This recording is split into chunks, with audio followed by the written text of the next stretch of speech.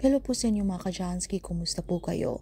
At ngayong araw na ito ay meron na naman po tayong bagong ibabahagi sa inyo na kung saan ito po ay mga simpleng paraan para mas lalo pang maka-attract ng good luck na yan sa sapinyaman man o pananalapi.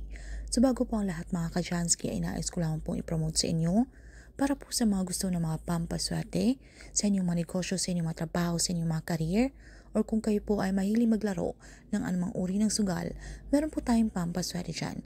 Para po sa mga interesado ay mag-PM naman po kayo sa akin. So anyway mga ka-Jansky, meron po tayong isi-share ngayong araw na ito na kung saan ito po ay sikreto ng iilan na ito po ay malakas mag-attract ng swerte. Ito po ay sinusulat nila sa kanilang mga kamay. Ito po ay isang code na kung saan ito po ay malakas mag-attract ng swerte. Lalo na po kung kayo po ay may mga problema sa usaping pananalapi na kung saan na puro na lamang po mga problema, kung meron man pong dumarating na pera ay tila napapalitan agad ito ng paggastos. So tila kahit na ano pong pag-iipon ang ating gagawin ay talagang hindi po tayo nakakapag-ipon, lalo po kung meron pong nagkakasakit sa ating pamilya. So tila kahirap nga po naman na tayo po ay sa puntong ito na especially kung kayo po ay nagkabaon-baonan sa utang, di ba? So feeling nyo po ay tila kailap talaga po ng swerte, kay bigat po ng inyong pakiramdam na kay bagal po ng usad. So pwede nyo po itong gawin na isulat nyo po ito sa inyong mga kamay mga ka-Jansky. Pero dapat malakas po ang inyong paniniwala. Kayo po ay meron pong trust, believe, and faith sa mga itong mga pampaswerte.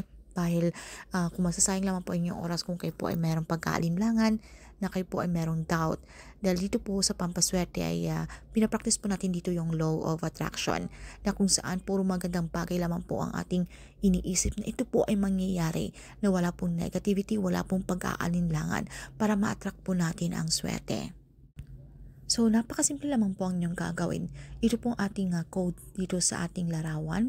Ninyo po makikita mga ka-Jansky. Gayahin nyo lamang po yan. Isulat nyo po yan or ikuhit nyo po yan sa inyong mga kamay. So, dito po sa inyong mga kamay kung saan po ang inyong mga dominant hand ninyo mga ka-Jansky. Ibig sabihin kung kayo po ay left-handed, kung kayo po ay right-handed, doon nyo po ito isulat sa inyong mga kamay. Ito po ay isang sekreto o isa pong sacred code na kung saan ito po ay nagpapa-attract ng swerte.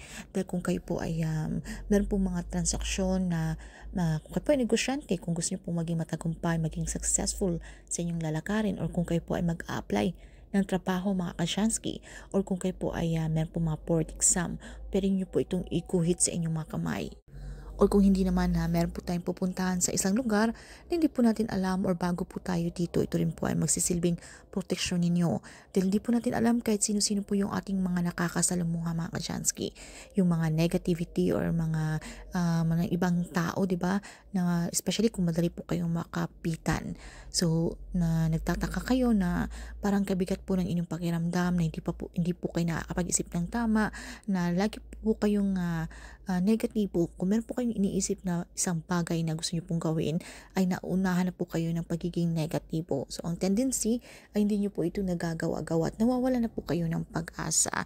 So, hindi po natin alam dahil sa mga paligid natin mga ka-Jansky, pero hindi pong alam mo yung mga evil eye na yan. So, mga inggit sa paligid, di ba?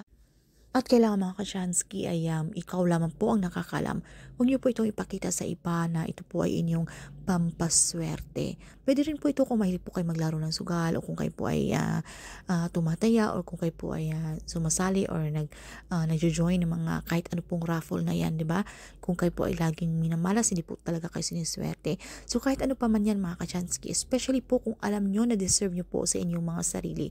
Kung alam nyo po na hindi po kayo tamad, kayo po ay nagsusumikap sa buhay, kayo po ay matulungin sa inyong kapwa. So, ito po ay pwede nyo po itong gawin mga ka-Jansky para ito pong iparating natin kay universe na tayo po ay ready na makareceive ng blessings na yan. So, dapat pag isunod nyo po ito, kailangan i-affirm, i-claim nyo na po sa inyong mga sarili ang mga swerteng darating na ito. And then, sambitin nyo po ang ating mantra, "Thank you universe, now I'm ready to receive the blessings." Okay? So, kailangan i-claim na natin yan mga ka-Jansky. At syempre wag po tayo maging tamad, tayo po ay dapat patuloy pa rin po magsumikap, gumawa ng aksyon, mga pagpaplanong gagawin kung paano pa po tayo mas lalong umangat.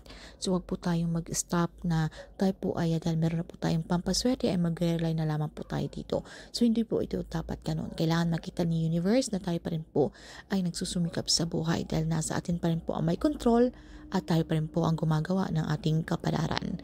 Nasa ating kamay ang tagumpay mga kasyansky. So itong mga pampaswerte ito ay isang gabayo, inspirasyon lamang para mas lalo pang lumapit ang swerte na yan. So ayan lamang po mga kasyansky. Maraming salamat. So see you again on our next one. Bye mga kasyansky.